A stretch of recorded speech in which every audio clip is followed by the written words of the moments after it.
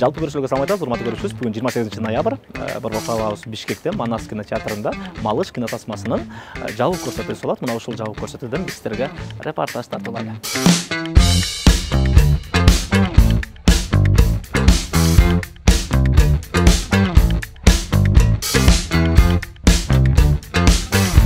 Бүгүн Манас кинотеатрында көбүнчө баягы колуна соска кармагандарды көрүп атабыз. Ошолордун катарында мен да бармын. Жакынкы арада эле бул чакыруу баракталганбыз. Сонун ойлонуп турсуңар. Бул негизи бизде жакшы идея бар болчу башында. Боркок кылалы депчи. Боркокко ошол жерге распечатка кылып туруп, анан жиберели деп, анан боркокшондор эле кирет, закрытый показ кылышондор бир идея бар болчу. Анан кийин алга убакыттын тардыгына байланыштуу бир аз башкача идея кыла калдык. Бул дагы көптөр айтып атышты, эми креативный экен деп. Сонун болуп, жакшы болду. Сонун болуптур. Эң башкысы анан кичине сосканы болсо балаңа берип кот экенсиң, чакырууну өзүң алат экенсиң, кино көрөт экенсиң. Куттуктайм. Чоң рахмат. Чындыгында бүгүнкү премьераңар, бүгүнкү дебютуңар 24 Pictures өзүңөрдүн продакшныңардын алгачкы киносу болот. Эми игилик. Чоң рахмат. Чындыгында игилик. Баягы мен жеке тааныганым Разбойдон таныдым. Учкун деген ысымды. Ушундай лицону кайдан эле? Ушундай адам бар экен деп. Ушундай да бар турат экен. Негизи бул көптөр разбойдон көп билишти, бирок разбойго чейин деле кинолорду аткарып көргөм. Аткарып жүргөм. Доскей киносунда аткарып көргөм. Азыр эстеп көрсөңөр, ошо сен белең дешим.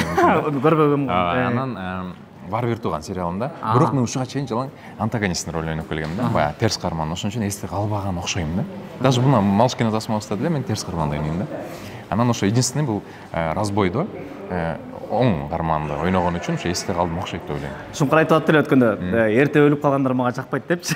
Кинодо сагагандай. Ал мага да ушинтип аткан башында, мындай кылалы дейт. Сени тарталы, сен именно кинодо ошондой өлүп калган образда ойной турган болсоң, аябай жакшы болуп кетет экен. Давай Малышты да сени башында өлтүрүп коебуз дейт. Кой дедим. Жок, лучше мындай кылалы. Учкун режиссер катары биринчи жумушуңар. Кандай кабыл алат болду экен деген сүрдө толкунду аябай эле чоң болот болуш керек азыр. Мен калп айтпай эле коем, акыркы бир жума эмес, бир 3 күндөн бери жакшы уктай элекмин. Уктасаң деле ойгоп эле кандай болот, элдин реакциясы кандай болот деп, мисалы биринчи режиссерский работада мага мындайча айтканда жеңил болду, чын айтыш керек. Анткени бизде иштеген команда аябай күчтүү профессионалдар болду.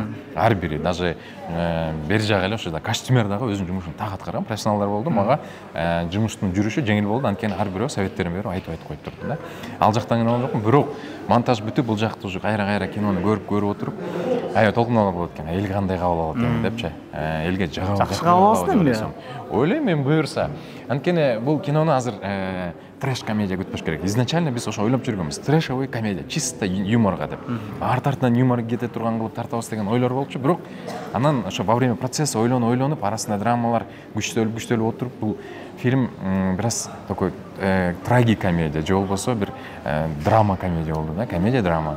Шу сыяктуураак болду да. Азыр келген конокторго дагы мен айта кетерим. Келсеңиздер, бул көрүп баштардын астына ушундай бир настрой алыңыздар. Чисто бир комедия көргөн эмес, арасынан ушундай драматический моменттерге дагы даяр болуңуздар. Ооба, баягы көрүүчүлөрүбүздүн көпчүлүгү билет болуш керек. Мисалы мелодрама менен драманын айырмасы, мисалы драма комедия менен жөнүндө комедиянын айырмасы. Драма деген сөздөр билет болуш керек. Анын баарын эми биякта айтып турган кереги жок. Эң башта чакырык жасайлы.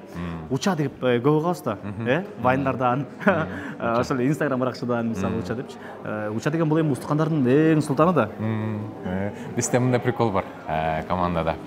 Уча сен жалаң негизи Уча эт бар го, ал жакшы эң кудага берилет. Эң сыйлуу конокторго тартылса, сен сыйлуу кинолорго тартыл деп туруп Уча болот деп. Ошон прикол карап. Негизи андай эмес, бирок мен кичинекейинен эле Уча деп дос балдар айтып жүрөшүп, ошо Уча деген мага көбүрөөк мындай көң кылганга ушундай да, мага Учкун деп айткан бир аз более мындайраак болот да. Бирок Учкун десе, сен родной эмес турбайсыңбы? Учкун десе, чо наезд болот аба дегенде, наезд сыяктуу да. Уча десе родной да. Ооба, сон бул продакшндардын арасында мисалы ошол эле Уча, Устукан бул сыйлуу конокко берилип атпайбы? Кадырлуу конокко берилип атпайбы? Демек бул кино индустриясында эми өзүңөрдүн атыңар мынакей Уча деп жалпысы көрүнүп калган, билип калган. Демек режиссерлордун арасында, актерлордун арасында, киноиндустрияда бир уча болгула чын эле устук кандайчы? Буюрса чоң рахмат. Аракет кылабыз. Болушунча аракет кылабыз. Ушундай бир негизи чын эле ошо азыр закрытый показга келгенде мындай көрүүчүлөр менен көрүп отурсаң бул башка. Анткени алар болсо как зритель катары көрүшөт. А бирок азыр бүгүнкү келген коноктор, мисалы закрытый показга келгендер, көбүнчөсү режиссерлор, көбүнчөсү ушу именно киношниктер да. Алар эми башка взгляд менен көрүшөт. Ошон үчүн аябай толкундаган себеби ошол да болуп атат да. Чынындачы алардын кандай десем, признаниясы мындай мен үчүн кабыл алуусу бул важно мен үчүн. Ошон үчүн чын эле аябай мындай толкунданып турам. Как продюсер катары буюрса аябай жакшы кинолорду чыгарганга, как режиссер катары жакшы кинолор чыгарганга аракет кылабыз. Уча ким бул? Сен кимсиң негизи? Билбейм мен. Кыскача биография. Кыскача мындай да. Менде мындай нерсе жок. Муну допустим режиссер келип туруп, режиссер келип туруп маркетологдун жумушун кылса болбойт деген нерсе жок. Мен колуман келген нерсени, мисалы бир нерсе көзүм жетип турса кыла берем. Андыктан мен конкретно өзүмдү режиссер, же болбосо профессиональный актер, же болбосо вайнер, блогер деп өзүмдү бир категорияга кошпойм. Мен ойлойм универсалмын деп. Ар кайсы бир нерсени үйрөнүп алсам, ошол нерсени майын чыгарып аракет жасаганга аракет кылам. Канчадасың? 30га чыктым буюрса. Тең эмес да. Бойдок. Жок, үйлөнгөм. Көптөр үйлөнөт. Сен бойдок. Жок, мен үйлөнгөм. Канча балаң бар деп эле? Бала чакалар? Ооба. Ошон үчүн айтып аткам да, муну балама таштайм депчи, буюрса. Ийгилик. Чоң рахмат. Ийгилик. Чын эле кубанычтабыз. Алгачкы жумуш сөзсүз түрдө кыйын. Алгачкы кадам баарына эле кыйын. Бирок ийгиликтүү болсун. Адамга арыштуу болсун. Буюрса 30-ноябрдан баштап бардык кинотеатрдан Малыш кинотасмасына келиңиздер. Бул бир гана эле достор менен келет же девушкасы менен келип көрө турган эмес, бул үй бүлөлүк комедия. Үй бүлөңүздөр менен келип, туугандарыңыздар менен келип, көңүл ачып кетсеңиздер болот. Барыңыздарды кинотеатрларга чакырабыз. Жанагындай сөздөр жок да, жора, өбүшүп көрдүң беле деген сөз. Жок. Анда келе бергиле анда. Ошо сөздөр семейный комедия деп. Ийгилик.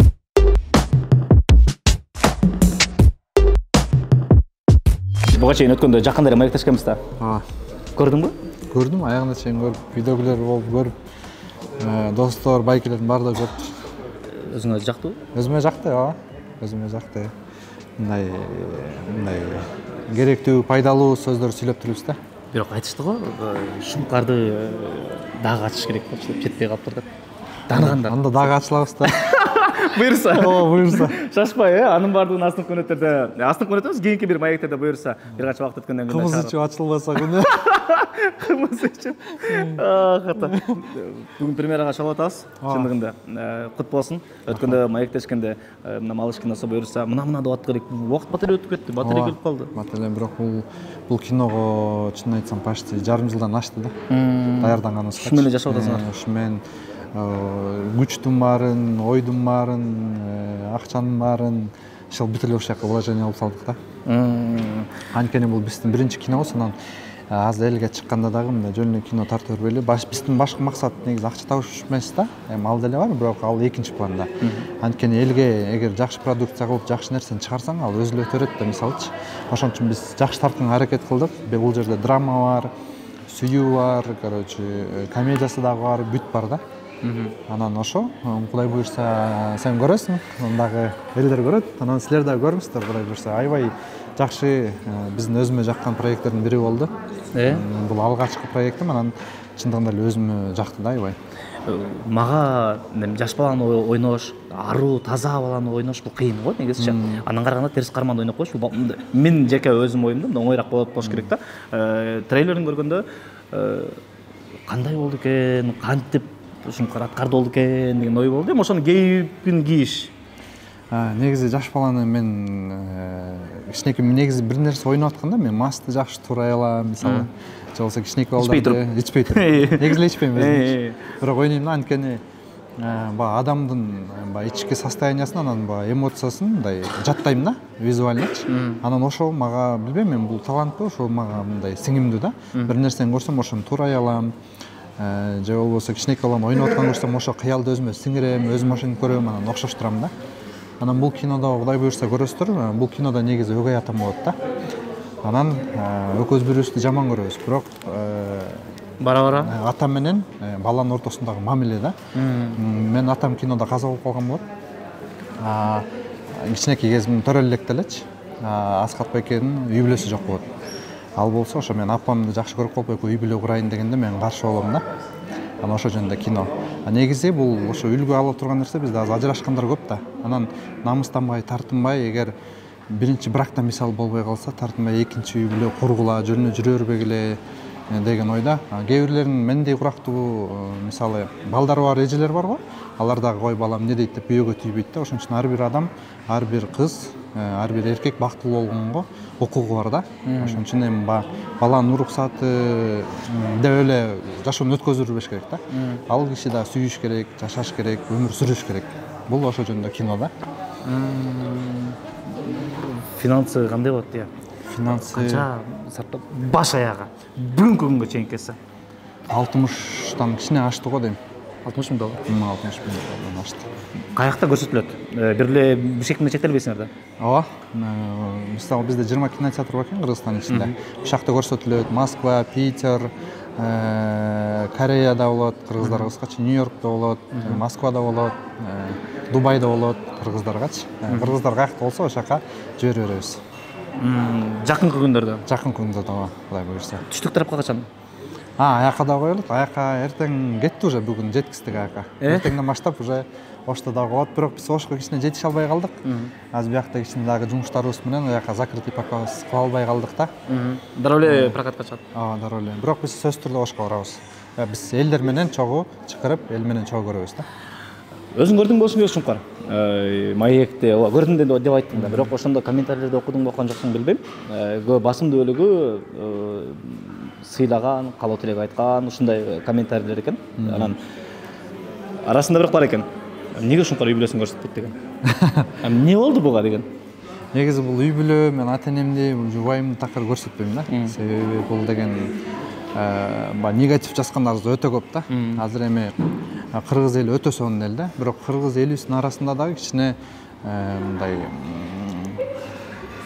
анча-мынча тентек адамдар бар да. Ошолор туура эмес сөздөрдү жазат. Анан мисалы ата энең мындай экен, атаң тиңдей экен, анан жубайың мындай экен дейт. Ошону мен мындай каалабайм ал нерсени. Мен эгер жаман көз бар, жаман сөз бар, жаман сөз, жаман көз болсо мага тийсин. Кудай сактасын, эми тийбей эле койсун, бирок ошо үй бүлөмө тийбесин деген сөз. Негизи баары жакшы. Так баары жакшы. Ийгилик каалайм. Рахмат. Чоң рахмат. Ошо эмнеге чоң рахмат. Бизге жардам берип атат колдон келишинче. Ушинтип бизге жардам беришип туралы. Анан мен бул корккондон эмес, негизи рекламаны аракет кылып атабыз. Бирок мен минт түшүнөм да, любой нерсе бул ниет деген кино чыкты го. Ошондой эле ниетке жараша да. Ар бирибиздин ниетибиз түз болсо, таза болсо, жакшы болсо, Аллах Таалам берет бизге. Мисалы реклама эл өзү эле балким алып кетет. Бул жакшы экен, ушуну көрүп койгула деп келген кишилер ошондой эле сарафан иштеп кетет да. Биз кээбиде минт ойлонобуз да.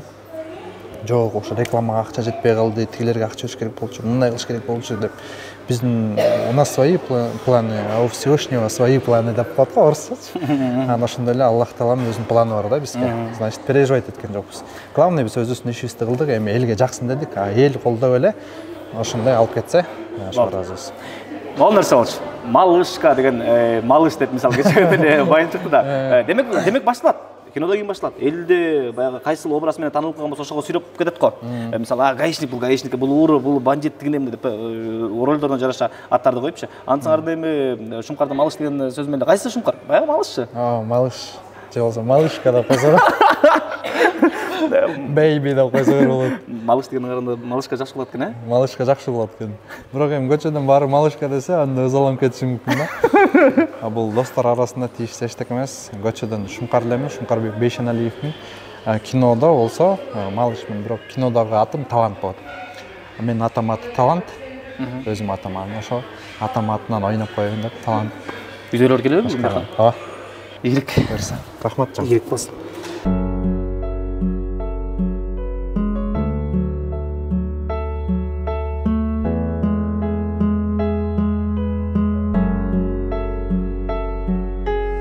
Assalamu alaikum. Жакшы. Жакшы. Аман эсен. Сонун. Өзүң кандайсың? Акыркы жолу көргөнүм TikToктон түз эфирден көргөнүм болду деген. Күндө ырда беле. Так, аякта эми баягы көп киши болгон үчүн учурашканга деле мындай жетип аткан өтүп кетиптир го. Ооба, байкалып. Кубанычтамын мен дагы. Сен мен акыркы жолу эмеден кайсы жерден эме калдык элек экөөбүз. Сен менен интервью албадың беле? Ошоктон жалышканбыз. О, машина менен чыгып. Ай, жарылып, какатып беле. Аман эсен. Сонун бар. Кичинекей чоң Жакшы, жакшы. Экөө. Экөө. Уулду болгон, мен кызды болгон. Бешик коңгурбек болсун. Рахмат, рахмат. Бүгүнкү кино боюнча сүйлөшөлү да. Малышта эмне кызмат биякта? Малышта мен аткаргам. Мен аткаргам дейм. Анан бул киногочу мени Шумкар өзү кастинг алган. Мен катышам деп, мен үмүткенмин Шумкарга. Шумкар, сен если мени могу киного кошпосоң, мен сен менен достошпойм дегем. Достошпосоң, достошпой эле кой деп анан. Болду деп экөөбүз ушундай тамаша жакын досум. Анан кийин бир күнү чалды. Кел кастингден өтөсүң дейт. Мен бара албайм, менин тойлорум бар дедим. Десем, анда видео аркылуу лысый жана TikTok'то бар го. Лысый образды ал дагы ошоктон монтип сүйлө дейт да. Бүгүнкү сүйлөгөн тексттеримди жөнөтүп атат мага. Анан мен сүйлөдүм. Сүйлөсөм дагы сүйлө дейт. Көп жөнөтөт. Көрсө бул жөн эле компромат кылып, мен жанагы сүйлөгөндөрүмдү ушинтип эметип атыптыр да. Мени бир эмеге капканга алыш үчүнчү. Анан ошо азыркыга чейин шылынайт. Бул экөөбүздүн бири-бирибизди шылындаган видеолорубуз көп. Ооба. Анан катышкан бул киного жакшы болот деп ойлоп атам. Себеп дегенде буга Шумкарлар профессионалдуу көз караш менен караганда режиссерлорго Учаны да куттуктайм досумду. Шумкарды Учаны чындап айтканда өтө азаматтык. Ушундай кино тартыш эми азыр клип тартыш оор да. Чындап клипте өтө көп эме мындай кыйналып тартасың. А мондай 1 сааттык, 1,5 сааттык кинону тартыш бул өтө кыйын экен. Ошончуктан Жакындары дегенче, Шумкарды аябай тааныйт да, бирок калың эле аны баягы күлдүргүч катары, актер катары, мен жакында эле интервью алгам, Маектеш олуттуу киши катары мындай кабыл алып өзүм мындай көз карашым өзгөрдү да. Эл билбеген эмнеси бар? Кандай киши? Киши делемес дегенде. Эме бул өтө мындай ачуусучу. Мурдун учунда эле турат. Ачуусу мурдун учунда эле. Бирден болсо жакын эмес деп эле экөөбүз ардан эле урушуп кетет, көп күн ушундай эмелер болот да. Анан кийин өтө мындай эми творческий адам да бул, өтө найзик адам. Баттарым калган жерлери деле бар. Ошо жерлерин билем, анан кийин башкаларды айтып эле койчу. Мен бул бирок кимди кайсы жерден деп эле айтасың. Манас кылы ишчи билет деп ко тамаша. Ошо. Кандай экен кино тартылган? Кино тартылган сонун экен. Негизи бардык операторлор, команда, күчтүү команда чыгыптыр. Чындап айтканда бүт баарын ордуна коюп, убакыт сааты менен баарын кылышат экен. Анан сонун команда менен биз баары эс алып келгенбиз, кино тартылбай эле. Акчабы? Төлөштүбү? Качан бересиң? Шума акчаны ошо азыр камерадан айтып алайынчы. Акчаны бер, шума му кино мына кишилер келип баштайт 30-дан баштап. Баарыңарды достор, ушу киного келиңиздер, себеп дегенде 30-сынан баштап ушу көрсө болот да. Анан сиздер кичине мындай салым кыласыңар кыргыз киносуна, Шумкаларлардын Малыш киносуна. Ошондон түшкөн акча менин да кичине гонорарыма кетип, баарыныкын берген, меникин эле берген эмес. Ошону айтып коеюн. Бергиле достор. Абай достор деп коем, Шумкар, бер акчаны болду. Уча мага азыр эле карызсың ал. Уча режиссер да. Игрик. Рахмат силерге. Игрик. Сенин эфирлериң негизи интересный болот, өтө кызыктуу болот. Рахмат. Буюрса дагы сага дагы мен да чакырып турчу эми. Хорошо. Интервьюга. Маектешебиз. Ооба, маектешели. Жакынкы күндө. Ооба. Жакынкы күндө урматтуу көрүүчүбүз, маекти күткүлө. Ооба, буюрса. Сен киресиң, мен алып чыксың. Если подъезден кирип кетип, башка тешиктен чыгып кетем десең, янда тапма. Анан деп демеп турбечи, айтып берет атпайбы? Куттуктайм. Премьераңар кут болсун, дебют кут болсун. Биринчи алгачкы кино болгон үчүн баягы сонун болуп тур. Аскат байке айткандай. Кандай экен? Шумкардын девушкасы ойногон. Сүйгөн кызы ойногон. Жакшы. Эмнеси менен? Баягы Шумкар деген өзү аябай мындай комик бир бала го негизи өзүчү. Анан баягы аябай бир жерден толкунданып атсаң деп күлдүрүп, поддерживать этип, колдоп дегендей кыргызчасы. Ошондип күлдүрүп, налайт эле. Кимсиңер силер негизи? Кесибиңер боюнча? Я банкирша. Эмне болуп тартылдыңар? Случайно башка бир кастингге барып калгам. Сен серьезно сурап атпайсыңбы? Эмне деп вопросту? Кичине күлүп берсең жакшыраак жооп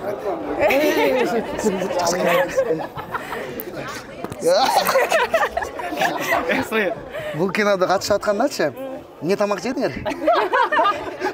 Кандай кетти? Ушундай суроолорду бер мага. Алып коермин. Мага болду. Мен бүгүнкүдөн баштап акчага интервью алам. Вообще зиздолуп кеттим, вообще зиздолуп кеттим ожи. Эмнеси менен жакты кино? процесс Съемочный фильма, процесс. негізі съемочный процесс аябай жактым ага. Как я уже сказала ранее, интересно. Биринчи опыт болгону менен бул кандай болот, асти кандай болот деп баягы фильмге жакын калганда аябай баягы толкунданып, титиреп, жакшы ойнодумбу, жакшы ойногон жокмунбу депчи. Сиздин талаптыңыз кечирип коюңуз. Адеми. Көрүүчү ишениш үчүн өзүңүз ишенишиңиз керек да. Анан ошондо көрүүчү ишенет. Демек сиз Шумкарды сүйүп көрдүңүз. Ооба. Жок, в фильме, не в жизни. Мен деле ошону айттым, Шумкар үйлөнүп экенин билем. Эмнесин сүйдүңөр? Таланттын, Такенин, Такунун. Такун, чувство юмора жакшы. Чувство юмора, да. Шумкардын эмес. Тоже Такенин. Такенин. А Такун болсо, где он такой, не знаю, кичинекей баладай болот, такой сладкий, пупушка. Да? Ийгилик каалайм. Бар болула. Сен мени жакшылап угуп турчу. Тиги Такен издеген балдар келиптир. Азыркы учурда урматтуу көрүүчүбүз, премьерадан кийинки ой, буга чейинки сүйлөшкөнүбүз, бул премьерага чейинки болчу. Экөөнүн айырмасы азыркы учурда болуш керек. Аны сиз эт болушуңуздар керек. Мен чын жүрөгүмөн куттуктайм. Рахмат. Сонун кино болуптур. Рахмат. Айтканың келсин. Мен ушундай ой менен келгем да. Эгерде бүгүн мен кинодон жетпей калган жерим болгон болсо мен айтам. Ашыкча ойноп жүргөн болсо ошол жерин айтам деген ой менен келгем. Мен критикалайм деген ой менен келгем. Бирок бүгүнкү күндө азыркы учурда карап көрүп туруп мага жакты. Мен ишендим. Чын жүрөктөн. Сонун болуптур. Ооба. Абсы. Сонун болуптур. Чоң рахмат. Мындай дедиңер. Биз бул биринчи кинобуз болгондуктан, тушубуз кесилип аткандыктан кичине переживать этип отурдук. Элдердин баары местода отурдум, мен берки скамейкалардын берки жакта отурдум. Скамейка дебедимби? Лестницада. Анан аябай переживать этип отурдум. Анан эл күлүп, колдоп, кол чапса, кадимкидей сүйүнүп өткөнсүң, эми бирок эл деле уже азыр баягы жөнүнө кол чаппайт да. Реально эле баягы кино таасир эткени үчүн кол чабышты да. Мен көп закрытый же кинолорго барганда мындай түшүнүп каласың да. Эмнеге үчүн кол чабышат, эмне үчүн переживать этет? Эл деген баягы сүйүнгөндөн кол чабат да. Реально ошого ишенип көрүп сүйүнгөндөн баягы эмоциялары чыгып кол чабышат да. Ошол кол чабууларды угуп мен аябай кубандым да. Чынтыгында анан сага да рахмат. Ошо тушубузду кесип берип атасың, кинобузду кесилип атат. Закрытый показывасын тушосун, ошо эмирчик кесип атат. Биз бүгүнкү күндө себепкер болуп атканыбызга да кубанычтабыз. Көрүүчүлөргө бир аз болсо да чагылдырып берип атканыбызга. Ошол учурда кичинекей баланын ойнош ушунчалык кыйын экенин баарыбыз билебиз. Буга чейин эле айтпадым беле. Мен кантип ишенем деген ой болгон да. Баарыбыз билебиз да, кичинекей балабыз бар, инибиз бар, тигилер бар. Карайбыз, көрөбүз. Мен кантип ишенем, малыш 30 жаштагы ушундай кантип малыш болот деген менде сөз болду да. Бир 5 мүнөткө чейин кала албай туруп, анан мондай кирип кеттим. Рахмат. Мен да өзүм переживать этип отурдум, азыр кичинекей баланы көргөндөй болдум да өзүм делечи. Анан кадимкидей мен всегда өзүм кином көрсөм деле, зритель сыяктуу көрөм, анан ыйладым өзүм да кээ бир 1-2 жериненчи. Жана кинодон мисалы ата деп кетип калып атпайбы? Үйдө жалгыз калып атпайбы? Ошол жерден ыйлагым келди да. Реально эле жалгыз киши өмүр бою жалгыз жашап атса бир үйдө, ошо жалгыз калып атат да кайра. Жана электрик болуп дебедиби? Жарык өзүмдүн жарыгымда кайра жарык өчтү да. Ошол жерден аябай ыйладым да. Мен ыйладкан жери Аскат байке сени баягы ток тепкенде көмүп туруп анан бетиңен өпкөндө мен ошол жерден ыйладым. Бул биринчи поцелуй. Атанын балага балам ойгончу деген сөзү ошол ыйлатты. Андан кийин ошол сен айткан кеткен жери ыйлатты. Андан кийин сенин сүйгөнүң Айка Көлжекке келген учур. Кыскасы кинодон көрүңүздөр. Көрүш керек, урматтуу көрүүчүбүз. Кино тасмасы достор. Ооба, Малыш кино тасмасы мен ийгилик каалайм, чын эле ийгилик каалайм. Аршыңар кенен болсун. Айтканың келсин, Кудай буйрса, жемиштүү болсун, а? Жемиштүү болсун. Элге дагы жаксын. Чоң рахмат. Эмне дейсиз? Амин. Адышы чоң рахмат сизге.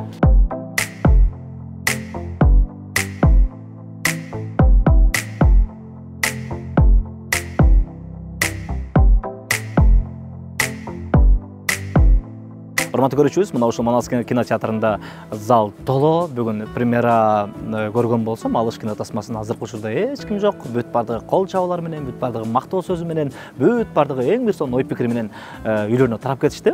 Чындыгында эң бир сонун эмоциялар тартуулады Малыш киносу. Биз жыйынтайбыз. Ушу менен жаратуучуларга бир гана ийгилик, Шумкур Бейшеналиев жана ошондой эле Учкунга силер азаматсыңар. Кайрадан кийинки бөлүмдөн көрүшкөнчө аман эсен туруңуздар.